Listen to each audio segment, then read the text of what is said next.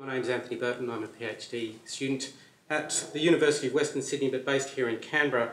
And I'm coming towards the end of my PhD, so I am looking for a job. My wife told me that I had to say that. So, anyway, I would just like to acknowledge the support of the Climate and Health Cluster in helping with this research. Certainly very much appreciated. So, essentially, my research has focused upon what is it, well, this part of my research anyway, has focused upon what is it that urban planners actually understand about the health impacts of climate change, and how does the system in which they work actually help or hinder them in actually planning for climate change. So I undertook 43 in-depth interviews with Australian-based urban planners. They lasted between, depending on how interested the planner was, between 35 minutes and 2.5 hours. And I interviewed them from 5 of the 8 Australian states and territories, and they were all either public servants, civil servants, representatives from the private sector, or representatives from non-government organisations. And their experience ranged from graduate level, so first year planners, right the way through to chief executive and elected officials. So this graph represents a summary of participants' responses to 11 potential health impacts of climate change, which we provided to them as part of a background paper and part of what we identified in that New South Wales plan. You would have seen those 11 potential health impacts, and I'm sorry if at the back you can't read those, but they range from heat stress right the way through to food quality and safety. So that's shown along the x-axis. On the y-axis, shows that the stacked bar shows the total number of participants who either identify that health impact as having an impact that they needed to plan for within their work, as not having an impact, or that they didn't identify that potential health impact at all during the interview. And as you can see, there are pretty clear distinctions between the very highly visible impacts of climate change, such as heat stress and severe weather events, when compared to the more subtle potential impacts of climate change, such as air pollution and or health services demand and even vector-borne disease. So those things that can't readily be seen were not as easily identified by those people whom I interviewed.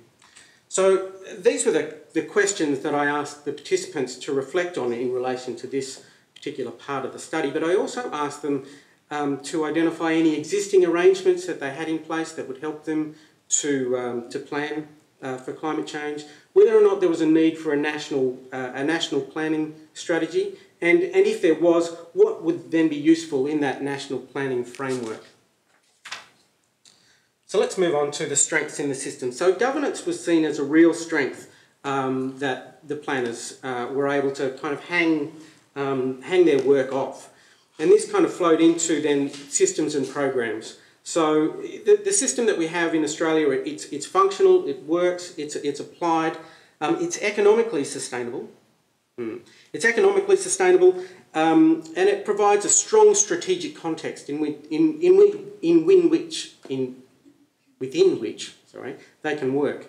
It also provides information up front, and it has clear decision-making processes. But it also has the potential and ability to change and evolve over time.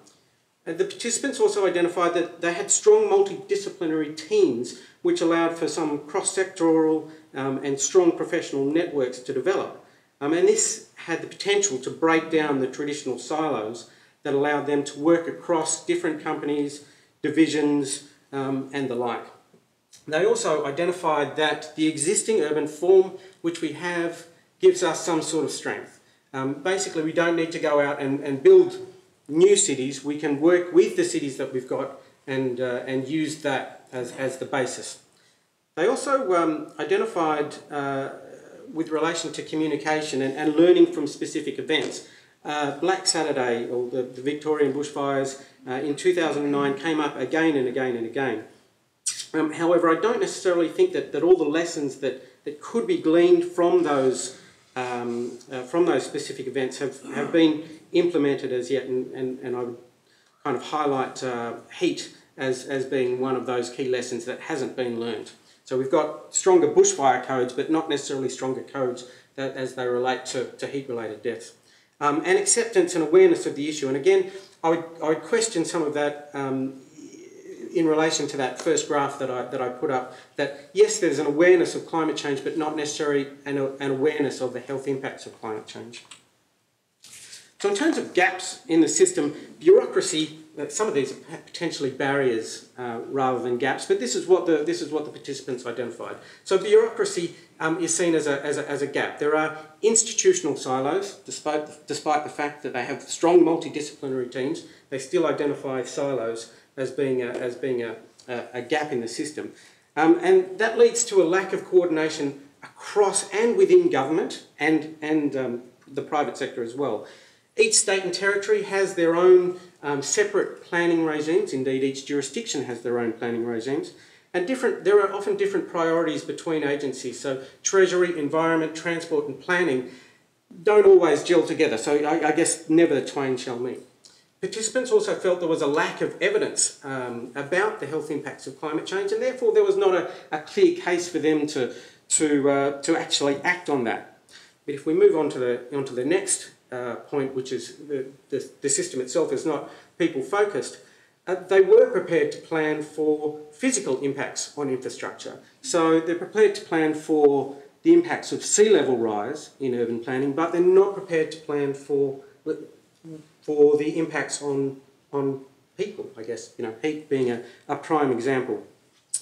They also said that climate change is often seen as an environmental issue, which it certainly is, but they saw it as about mitigation and about reducing greenhouse gas emissions. And they felt that the profession was not looking at it from a people perspective. In terms of implementation, they said that even basically the best plans that you can put in place can be eroded, and that when you set minimum benchmarks, this baseline then becomes the ceiling, and it prevents, I guess it prevents adaptation. I'm not sure how best to describe it, but it stops innovation. I guess that's probably a better way to put it. Communication as well is seen as a gap in the system, and they felt that it was far too easy to greenwash things. Politicisation, perhaps that's more of a barrier, and there's certainly not enough research in the field. So in terms of barriers, politics is seen as the key barrier in this. They felt that there are vested interests, and there's a fear of risk and a fear of change, and thus participants felt that their departments and companies often try to take the easiest path available to them.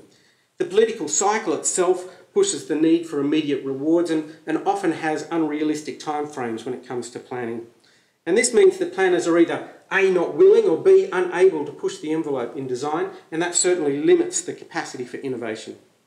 In terms of knowledge, they identified that there was a lack of educational resources available to learn about the health impacts of climate change. And if I take, for example, the Planning Institute of Australia run a series of professional workshops on climate change, but none of that information that's in there, when I last checked, actually related to human health. It was all about the physical impacts on infrastructure.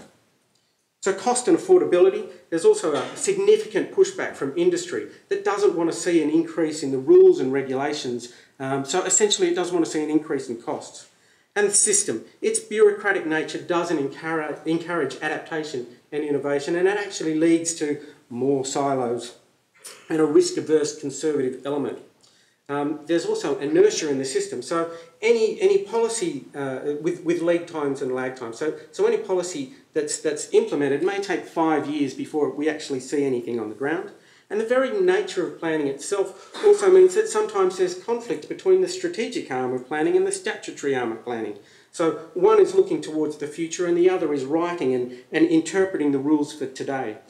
Communication. They often felt that the participants identified that they felt that health was about doctors and nurses and not about the individual and the environment in which they live. And they also felt that there was a real lack of communication and data gathering and sharing amongst agencies and organisations. So what are some of the opportunities that we've got? Well, we can plan the cities now. The changes that we make will have co-benefits to making our cities more livable and improving the lives of residents today.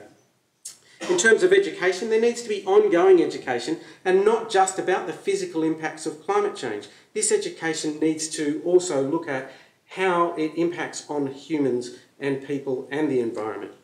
And this education needs not only to be targeted towards planners, but also broader and to reach the everyday person. In terms of data, we need that data to back up the decisions that the planners make. And we also need an overarching government plan that's endorsed by COAG and enforceable. Perhaps that's more of a pipe dream than anything else. But this plan needs to be tailored for individual jurisdictions as well. So a broad overarching plan that's able to be tailored. And it doesn't need to be new. We need to look at coordinating everything that we've got and looking at where those gaps are and then planning for that. And in terms of planning, every plan that's made needs to have funding to back it up. And again, we need additional research to ensure that we are and remain on the right track. So I guess, in conclusion, the Australian planning system is a very robust one, and we have opportunities to plan for climate change, but there are significant gaps and there remain substantial barriers. And a failure to plan for climate change within Australian cities today represents a real missed opportunity to proactively tackle the problem and its associated health impacts. Thank you.